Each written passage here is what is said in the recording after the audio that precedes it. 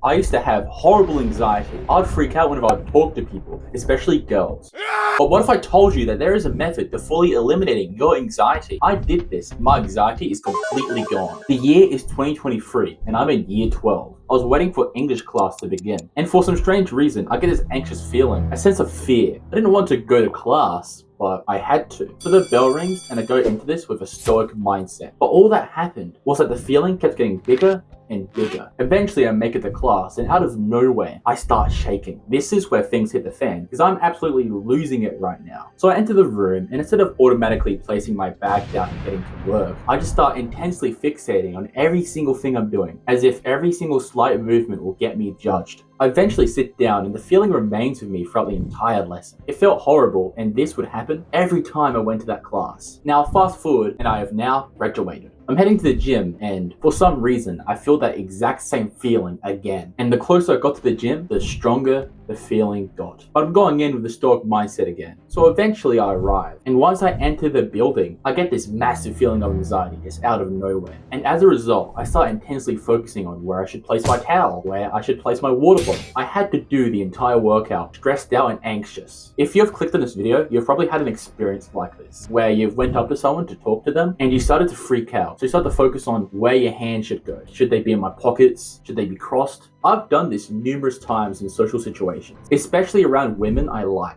But one day, I had enough. I started to search for answers. And upon doing a lot of research, I finally found this method to eliminating your anxiety. So I applied this method onto my life. And day by day, the anxiety got smaller and smaller until it completely disappeared. So you know what happens now when I go out into public? There's no feeling of anxiety. And it's strange because I'm autistic, right? You'd think that this would be uncurable for me, but I managed to cure it. But what about my anxiety? My anxiety is uncurable. Well, let me tell you a story. My brother started to get anxiety around 15 years old, and he was looking for answers. But one day, he spoke to his parents about it, and they just told him that it was his genetics. He ended up believing them, and that's how he looked at his anxiety. So as a result, his anxiety got worse and worse. Meanwhile, I never had this attitude that my anxiety was uncurable. Instead, I always wanted to solve every single problem I dealt with, which resulted in me fully removing my anxiety with the tricks I'm going to share with you in this video. So here is the ultimate blueprint to removing your anxiety. So the first thing we must understand is how we respond to our emotions. So back in year 10, I'm hanging around at lunch, right? And I'm having a great time until this happens.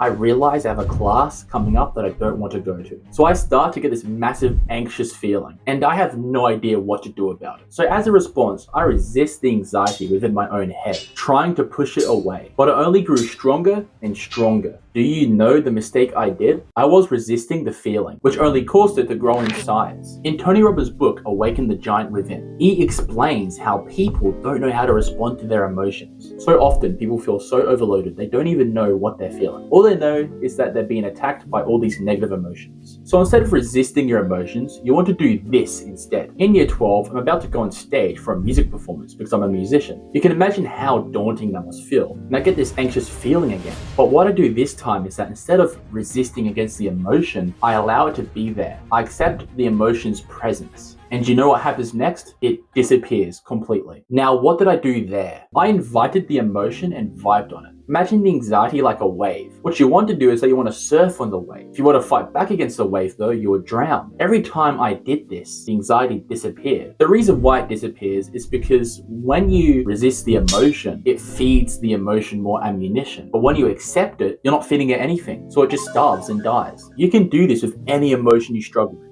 If you get sexual urges and you're on NoFap, accept the urges and vibe on it. If you get cravings for something unhealthy, accept the cravings and vibe on it. It's very easy to do and it's important because this is how we will respond to anxiety in the future. However, the problem is not eliminated. You're still going to get anxiety despite doing this, but it does calm it down. So what we're going to do is that we're going to discuss this next step that will eliminate your anxiety completely. I want you to listen closely. close to them. So your brain is made up of different parts, and each part of the brain plays an important role. Your prefrontal cortex regulates your cognition and your logical thinking. Your anterior mid-circular cortex regulates your resilience. However, the amygdala is the one we're going to be focusing on, because this part of the brain regulates your fight or flight response. Our amygdalas are supposed to activate during times of danger. Back in hunter-gatherer times, our amygdalas would activate when a saber-toothed tiger is arriving. In Roman times, our amygdalas would activate when a Gothic horde was arriving, while in modern times, our amygdalas activate when a woman is approaching. So the amygdala is what's causing us to have these anxiety attacks. What? So you want me to get like a lobotomy and cut my amygdala in half so it doesn't work?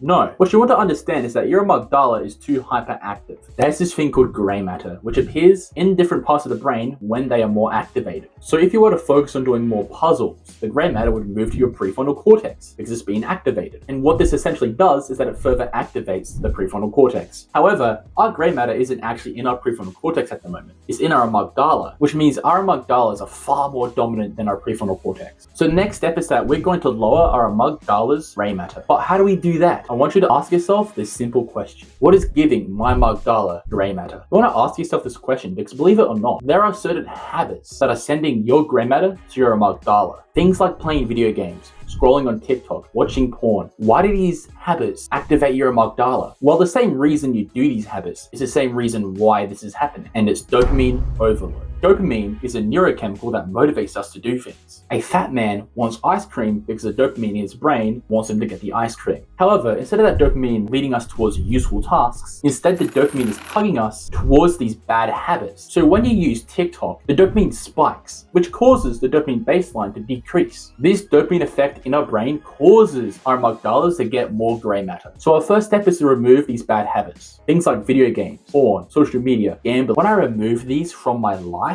my anxiety started to get weaker and weaker, which I will make a video in the future about how to remove your bad habits if you want that. But all you need to know is that these bad habits are increasing your anxiety. Now that we have established our liabilities, let's do some habits that will decrease the amygdala's grey matter. The first habit we have here is meditation. Meditation is important because when you do this, the grey matter from your amygdala moves to the prefrontal cortex instead. When I started to meditate every day, my anxiety decreased. My logical thinking increased. So I highly recommend you meditate. But a habit that helped remove my anxiety as well was grounding. Grounding is essential because when you put your feet on the grass, the electrons move up into your feet and it regulates your stress clock, which causes your amygdala to deactivate. When I started doing this, I felt more present, which made me less anxious. And another habit that will help you a lot with this is wiggling your toes around. This one, I genuinely do not have an explanation on how this works, but essentially, when you wiggle your toes around, it actually decreases your amygdala's activation. When I started to do this every minute, it increased my presence and decreased my anxiety. And it also keeps my brain more focused, which is a bonus. However, the thing that put the final nail in the coffin is how you manage your mornings. You see, most people scroll on their phone in the morning. Don't do that because your brain is completely fresh in the morning. If you were to do that, you're ruining your brain the most. However, if you were to work, exercise, or focus on something in the morning, it actually further activates your brain's cognition and lowers your anxiety as a result, which is absolutely essential to this method. And as a result of doing all these habits, my anxiety vanished completely. Keep never quitting.